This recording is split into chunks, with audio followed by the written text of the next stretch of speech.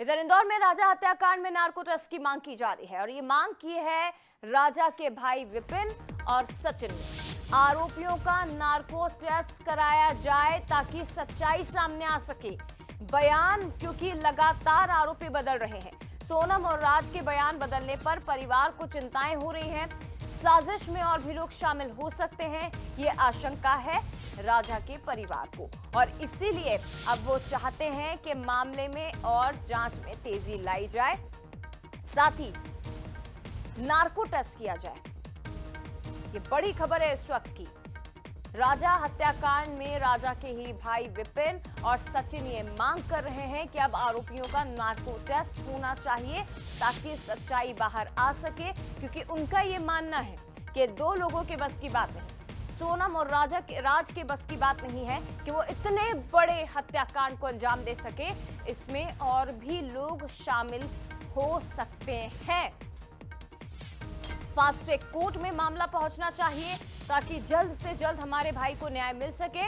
ये मांग भी राजा के भाइयों ने उठाई है। लेकिन आपको ये बताते हैं कि नार्को टेस्ट आखिर होता क्या है। दरअसल ये जांच का एक साइंटिफिक तरीका होता है। संदिग्ध से जब सच उगलवाना हो तो नार्को टेस्ट का सहारा लिया जाता है।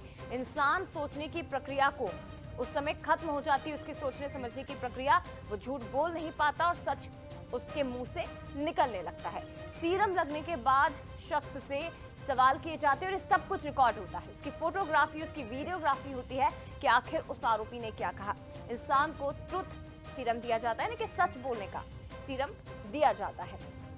तो हालांकि ये भी आपको स्पष्ट कर दे कि नार्को टेस्ट के लिए कोर्ट की परमिशन बहुत जरूरी होती है। बिना कोर्ट की परमिशन के लिए नहीं होता है। झूठ नहीं बोल पाता इंसान, सच बोलने लगता है। कोर्ट में इसी बयान को पेश किया जाता है। लेकिन ये भी आपको स्पष्ट कर दे कि कोर्ट में बयान को सबूत नहीं माना जाता, केवल जांच में इसका सहयोग मिलता है और जांच में सहयोग के लिए ही नार्को टेस्ट का सहारा लिया जाता है।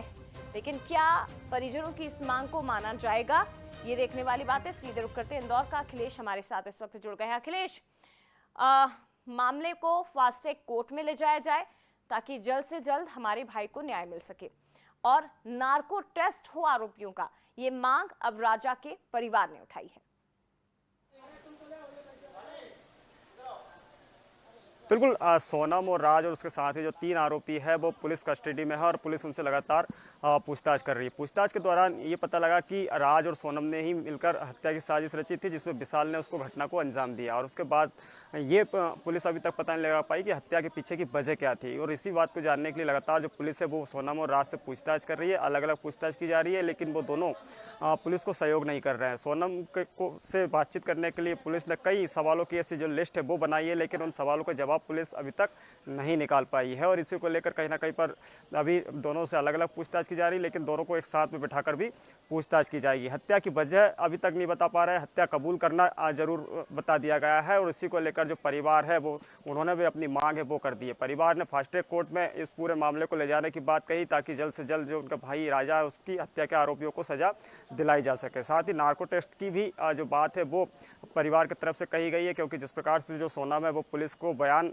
नहीं दे रही है, पुलिस को सहयोग नहीं कर रही है और परिवार को आशंका है कि इसके पीछे और भी जो लोग हैं वो शामिल हो सकते हैं, जिनका जो सोनम है अभी तक नाम नहीं बता रही है। तो सोनम अभी चुप है, लगातार जो पुलिस है उससे पूछताछ कर रही है, वो कुछ जवाब नहीं देती है। पुलिस उससे पूछताछ करती है, उसी दौरान वो रोने लग जाती है। इस तरह की जो बातें हैं वो भी निकलकर सामने आ रही है। तो आप कहीं ना कहीं पर जो परिवार है उन्होंने नार्को टेस्ट की मांग की है, फास्ट ट्रैक कोर्ट में केस चलाने की मांग। सपोर्ट नहीं मिल रहा है, आरोपी सहयोग नहीं कर रहे हैं, बार बार बयान बदल रहे हैं, तो राजा के परिवार का चिंतित होना ये बहुत लाजमी हो जाता है कि आखिर न्याय उनके परिवार को और उनके भाई को कैसे मिलेगा, कैसे सच को पुलिस साबित कर पाएगी। तमाम ऐसे सवाल हैं जो इस वक्त राजा के परिवार के जहन में घूम रहे होंगे। फिलहाल बहुत धन्यवाद आपका तमाम जानकारी साझा करने के लिए।